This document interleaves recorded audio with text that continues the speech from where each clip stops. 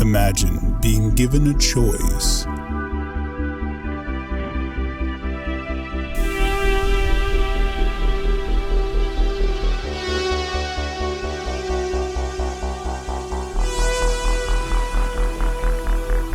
Imagine not being told what to do.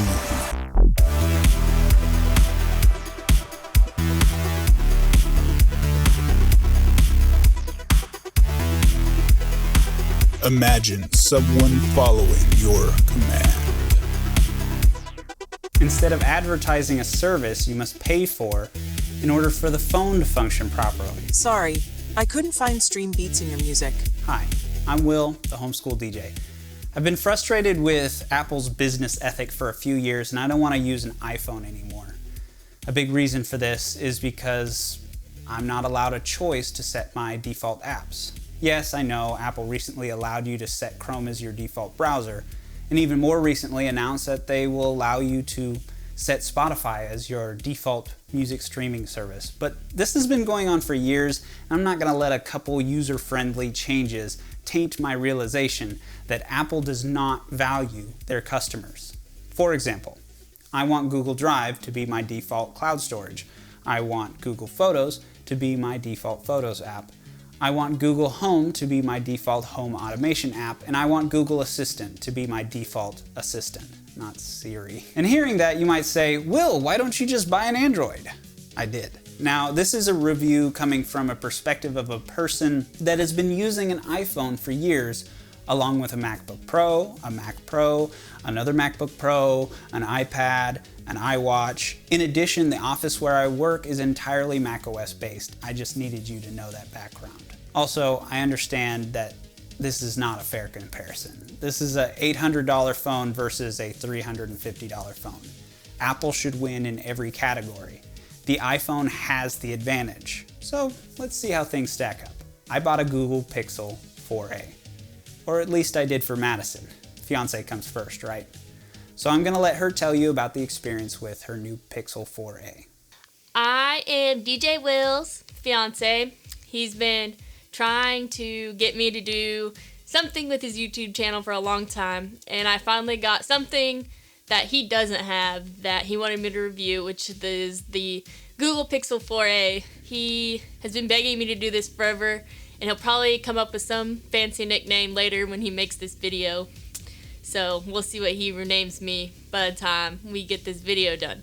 I bought the Google Pixel 4a. I feel like it's a very underrated phone. I don't feel like a lot of people are knowledgeable about it. Today we're just gonna talk about it a little bit and compare it to some of my personal experiences with the iPhone and just tell you about some of the features that it currently has that I like and don't like. First, we're gonna talk about just the features. So this is the phone. It's very thin and slick, which I love about it. One of the first things that I really love about it is the front screen is very wide, so it doesn't have that big round bezel along there so you can't touch, with an iPhone, how it has the round circle. That leads me to the touch to unlock is actually on the back of the phone. So you don't have to push like a button on the front screen, it's all on the back, which is very convenient and very quick. So I do love that a lot more than the iPhone. The other thing that I like about it is the camera in the front seems to be a better quality than the iPhone. I get great pictures out of it, and maybe DJ Will can set up a picture to also show you just exactly what I mean. The back camera is obviously really good too. I wouldn't say maybe the videos are as good,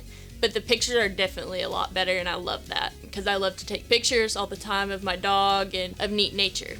The iPhone 8 can handle 4K 60 FPS and 1080 240 FPS, whereas the Pixel 4a at half the price can only do 4K 30 FPS and 1080 at 120 FPS, so half the price, half the frames.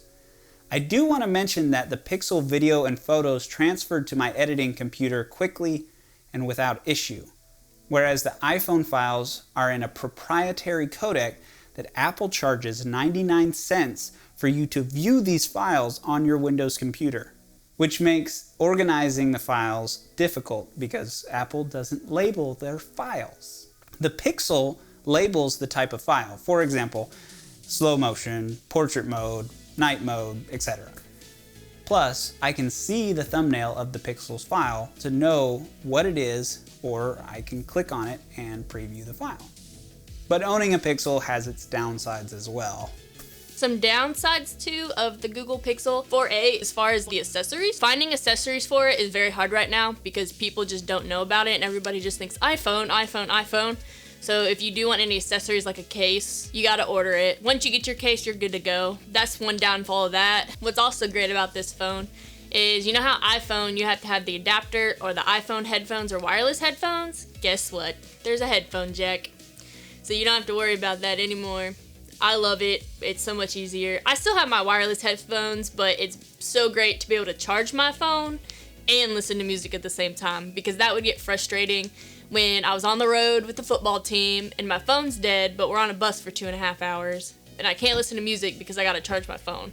So that was very frustrating. So I'm very happy with the headphone jack being back. I was pleasantly surprised when the Pixel 4a headphone jack was able to push my 250 ohm DT770 to uncomfortable loudness. I actually turned the volume down a notch. For those of you wondering, the more ohms a headphone is means it will be harder to drive the headphones to your preferred volume. Typical headphones are around 30 ohms. I don't think the Pixel 4a could drive 400 ohms, but I was impressed by the performance on the 250 ohm. What Maddie and I were not impressed by was the speakers on the Pixel. Phone calls sounded muffled, but easy to understand, and listening to music, the vocals are emphasized and clear, while the bass and sparkle are mostly non-existent. I hardly use the speakers on my phone, but when I do, I want them to work. These do their job well, but nothing more. I guess you can't ask for everything to be good in a $350 phone, especially with the extra manufacturing cost of USB Type-C. Charger is really nice too because it's kind of universal and you seem to be able to use it with a lot of stuff and it charges very quickly. Battery life. Love the battery life. Use my phone all day long as I'm an athletic trainer, so I'm always in need of having to use my phone. And by the time the end of the day comes, and I may not get home until 8:30, 9 o'clock at night, I'll still have 50% of my battery life left. And so it's really great, and the battery saver is great. You can turn that on any time of day, and it works very well. I really like it. Is there anything I'm missing? As far as the internet goes, if you open a lot of tabs, sometimes it can get a little slow, but I think that has to do with the budget phone that I got. It's an iPhone 4a. Oh yeah. The Google Pixel 4a, and not getting like the Google Pixel 4 or the 5 because it has a littler processor. And once you get a bunch of tabs open, it gets kind of slow, but as long as you clear out those tabs, it's fine, and I haven't had any issues with it. Another thing that's kind of weird to get used to is when you are on the web and want to go like back, you don't have like a back arrow. You touch the side of the screen in order to go back and kind of swipe. Some other features that I like is the apps on it. So you have your main page. It will tell you the date and your events that you have for the day. And then if you slide over, it will show you all of the apps and all of those features that you can have, which is always really nice. I like having that blank screen to be able to just have your notifications. It is very easy to use, user-friendly. About the Google Play Store, is I found that apps are usually a little cheaper, and I feel like it's easier to find things on the Google Play Store as it's kind of categorized a little better, and when I search stuff, it seems to come up with more of the results that I want. That's always a benefit with Google Play. It's very convenient, easy to use. It's not hard to use. Not saying that the Apple App Store is hard to use, but it's definitely not any harder to switch to the Google Play Store. Some other things that's just nice in general is that you can hook it up to your Google Drive. Anything that you've ever saved in your Google Drive, Google Pictures, etc., you can have it all backed up on there and then find those at any time, which is always really great. Going away from iPhone helps with meshing your computer and your phone together. I recently got a Microsoft Surface Pro, which I love, by the way, especially for my job and being able to record athletes and so on and so forth. I can transfer the data for my athletes and all that information I need between my Google Pixel 4a and my Microsoft Surface. All I have to do is have my Gmail logged in on both devices, and I can immediately get info from one or the other, which is very nice. It also, if you use Chrome and have your Gmail logged in, it will also bring up your recent searches. If you go from your laptop to your phone, and you're like, oh no, I forgot what I researched earlier or what website I found, you can actually look on your phone in the history to find what you recently searched. So that's always great, and I use it a lot because I have to find a lot of research articles, and sometimes I don't have my computer. So that's always really nice to have for my job, especially if you don't have a MacBook and an iPhone, because you're in trouble in that case, where if you have like a Microsoft Surface and then a Google Pixel 4, they mesh together very well. Now I hear you typing in the comments that you can do that on the iPhone. Let me tell you a story. I like to post time lapses on Instagram. Instagram only lets you post from a mobile phone app. In order to transfer files from my computer to my phone, this is what I have to do. I try to upload my video to iCloud and grab it from my phone, but the files are automatically compressed to 720p. So instead, I upload the file to the Google Drive or Dropbox, then I wait for the file to process, then download the file to my phone's Google Drive app.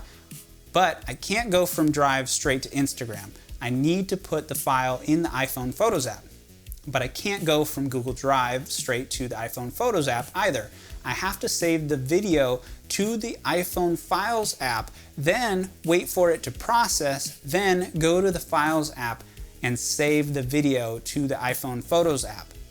Then I can upload the video to Instagram from there. So it's nice that you can just have the full resolution videos transfer straight to the Google Pixel, because waiting for the file to process on the iPhone would take hours sometimes. And it would get corrupted sometimes, and then I'd have to start over the next day. All right, let's talk about the Google Assistant. Of course, if you have Google Home, your house is all Google based, you can control that all by your phone, which is really awesome. That's one thing I have a benefit now over DJ Homeschool, because he has an iPhone still. I can be anywhere, at school, at work, and I can check cameras, I can turn things off and on a lot easier than he can, so that's always nice. We're slowly turning our house into a Google house, which has been really cool in itself. My phone really helps with that. I would say for anybody that's kind of sick of iPhone to go ahead and look into the Google Pixel 4, especially if you love to take pictures and want a pretty well-rounded phone with good battery power and good screen. I love the screen, like I said, because it's very large. Definitely something you should research and think about. It's not exactly one of the first phones people think about, so I think people need to really give it a chance, and I think people would really enjoy it to get away from my phone. Alright, well that's all I have for you. Hopefully DJ Will can make this into something. Bye everyone. I do want to mention that the Pixel, word's bigger. Maybe they would be easier to read if they were bigger. Looks like gibberish when it's upside down like that. Automatically just went boop. That Apple charges 99. I think I did pretty good on that one. What do you think? I think